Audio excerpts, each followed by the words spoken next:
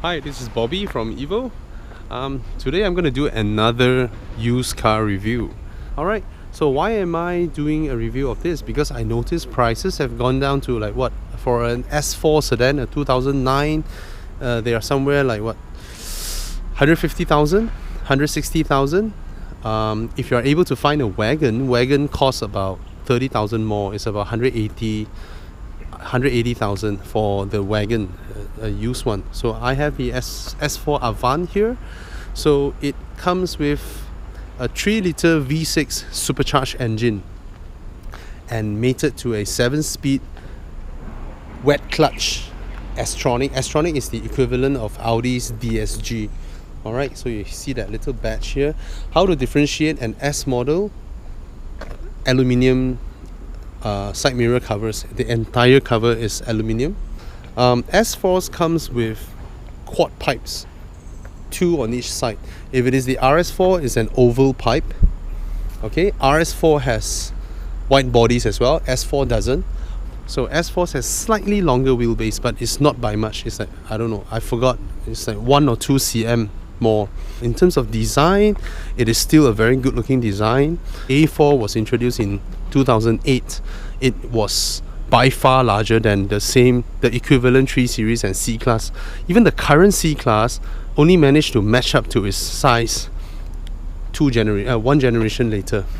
Alright, so the one that I have is the Avant. It has power tailgates. It has, wonderful stuff. Okay, I'm a Shell user, alright, so I have all this. Look for those with the rails if you're getting the Avant, so you can buy this set and manage your luggage. It's not particularly a large boot, mainly because of its slanted back. Let's go to the rear. Of course, I'm a parent, so I have random stuffs in the car when you have children. Alright, in terms of headroom and legroom, I'll show you. My car actually has the panoramic sunroof. Okay, so even with the panoramic roof, I have enough headroom, and legroom is good. I sit a bit far back. I'm 5'11", but legroom is alright, and it's especially helped by the indentation of this, and I can put my feet under. But it's not by any means a super spacious car in any way. I like the door pockets of Audis. I've mentioned that many times in my reviews because they can put large bottles and it's full length. There are no hidden spaces and all that, so you can put stuffs and all that. It's full length. You get these nice little blinds, alright? Even at the back, it's lovely. Build quality is very solid. This is an 8-year-old car, but it's still very solid by any means. And check out this one. This one, hang stuffs and all that. But this one is actually for that net. If you buy that, to block your dog whatsoever. Okay, and that's the interior. So S4s will have the sport seat, which looks really, really good. The sport seats are excellent. Alright. So that's the interior. Oops. Got the keys. Sorry for not cleaning my car before this, but so you get memory seats, you get power seats both sides. These are standard in S4s, right? So sorry for that, some of them comes with push start button. So if the owner spec it, you will see a push start button here. Mine doesn't. You have to slot the key in, so it's there. I quite like slotting keys in, alright. Again, MMI, take note. If the MMI knob is here, it's the high spec MMI. If it is here, that's the low spec MMI. Okay, and mine comes with the Bang & Olufsen sound system, which sounds really good. Of course, not as good as all the modern ones, but it's good enough. Alright, now as for the compartments here, they always have cup holders where in the middle is cut off so that you can put stuffs. And I really like this compartment, this rectangular long compartment. You can put your wallet, you can put your phone, but they've taken this out in the new A4 for design sake. I don't really like the new A4's interior design. I like its build. Its build is excellent, but not so much its design. Another thing I like about Audi interior design ideology is that, you know, this you know, you can put a lot of stuff up there, right? They don't lock. They don't click lock their armrest. When you come to think of it, there's no point to click lock your armrest anyway, because you can safeguard your items, you can put it in there, you can lock it, but no one does it anyway. So what Audi does is that they have the hinge is huge, and it has it was designed to hold its place. What it does is, look at this.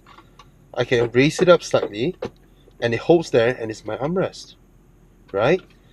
And I can open it further to take my stuffs. All the cables can flow out, you know, and it's very usable. You don't need to click lock it. It doesn't need to be a sealed compartment. There's no point, right? And it doubles as an armrest. I love that. It's fantastic. So is it a very good used car buy? It is. Yes, road tax is higher. It's 2,000 ringgit a year, but it's still at the manageable end of things. If you are going 3.5 or 4 liters, then it's going to be really, really expensive. So 3 liter is about what people can accept paying road tax for. So yeah, the performance, the fuel consumption is alright. I mean, full tank I get about 400 km, so it's reasonable. Not as much as my BMW, which gets about 540, 560 km per full tank. Alright, of course it's an 8-year-old car. The leather is a bit worn, but overall everything is still super solid. It is still very, very nice. Everything is well put together at the first place, so it lasts. It just lasts. Alright, so you get some volume control buttons here. The pedal shifters are there. Any electronics that fail? No. Audis, on one hand, they rarely have electronical issues. Even my old Audi, my 1997 Audi, I never had window problems, side mirrors and all that. All their electronics are good. Their electrical stuffs are really good. So all this, you know, just give it a good check, you know, all of them. It's a nice car. It is a very nice used car purchase, because you're spending 140, 150,000, 160,000, and then you get 300 horsepower stock, one simple chip. You get 400 over horsepower, 500 over Newton meters of torque, 0 to 100 below 5 seconds. This is a fast car, a very fast car, and is super worth buying. Is relatively reliable. You can bring the car, do a full fluid change, check all the sensors, especially the temperature sensors, because the temperature sensors will fuck up your fan and all that. So you don't want that to happen. Get it checked. If it's not healthy, get it changed. Yeah, when you're buying an S4 and S5, take note on this. Write down the VIN number, okay, and go online and check. Use that VIN number to check whether that car comes with sport differential. The sport differential is the torque vectoring. So when you're in the corner, you power some more, the car will channel the power to the outer wheels to turn the car, and it's a fantastic feeling. Yes, it's not the neutral rear wheel drive yada yada, but the way it's done to pull it into the corner, it makes the car very agile. But it's a bit counterintuitive, because when you feel that the car is at its edge, you need to throttle more to activate that. So yeah, make sure your tires are very grippy, right? It really makes use of all the grip that your car can pull to deliver the kind of performance. Audi is very different. Now, a lot of expert drivers will say, Audi steering, blah, blah, blah, blah, blah. Yeah, because they are expert drivers. They are used to using, you know, the rear wheel drive format, the balance of the car, the weight transfer. They are used to all that. The braking, you know, the dipping of the nose, you know, or pulling the traction behind or front. Expert drivers are used to that. That's why they hate Audis.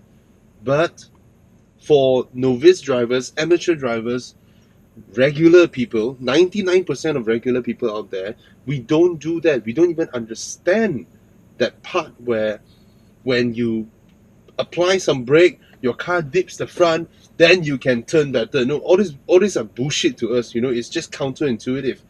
All we know is we turn the steering, how much grip we have, and or how fast are we, or how soon will we lose it. That's all we know. So when we turn, we feel the car does that. When we do a fast turning, and then the car does that, and then we feel that we're cornering fast. We feel that we're doing it. Audi works that way. Audi works in the way that normal people understands its dynamics, and from there they extract the performance out of it.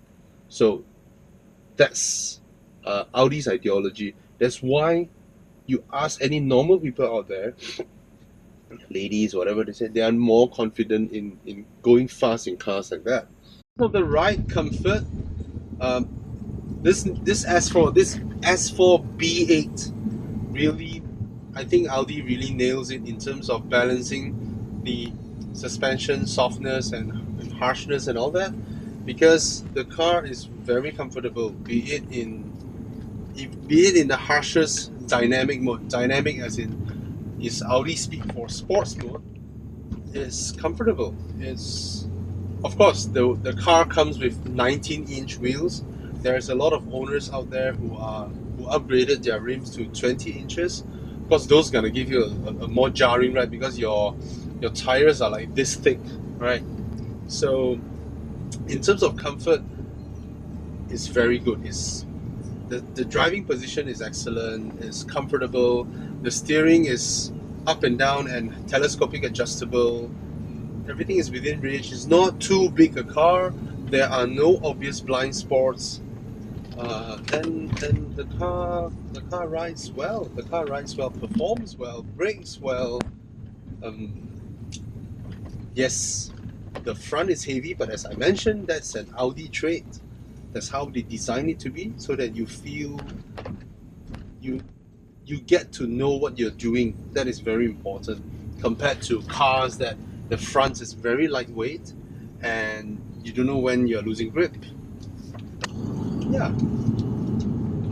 If you're thinking of buying a used car with a lot of performance, around 150,000, the S4 is just unbeatable. You get the kind of 300-400 horsepower kind of performance at this kind of price level.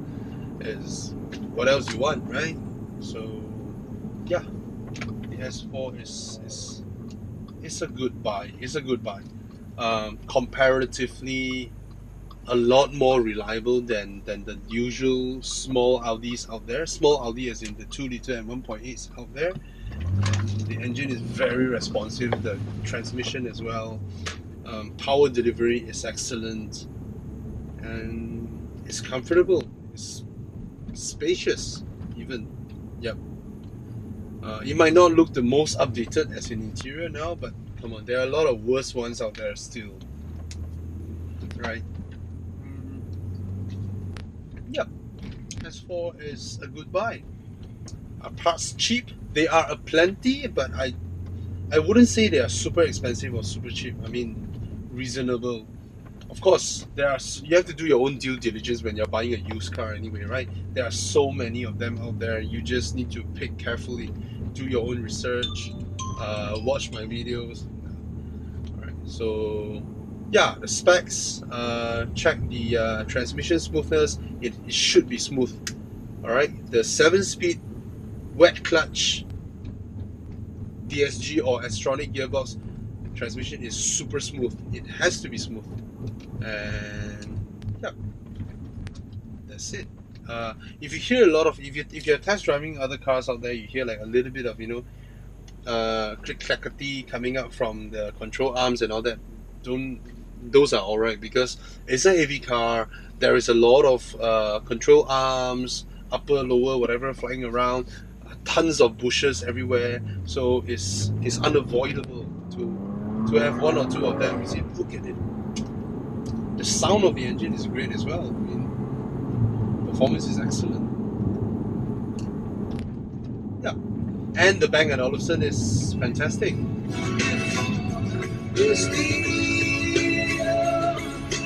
Yeah.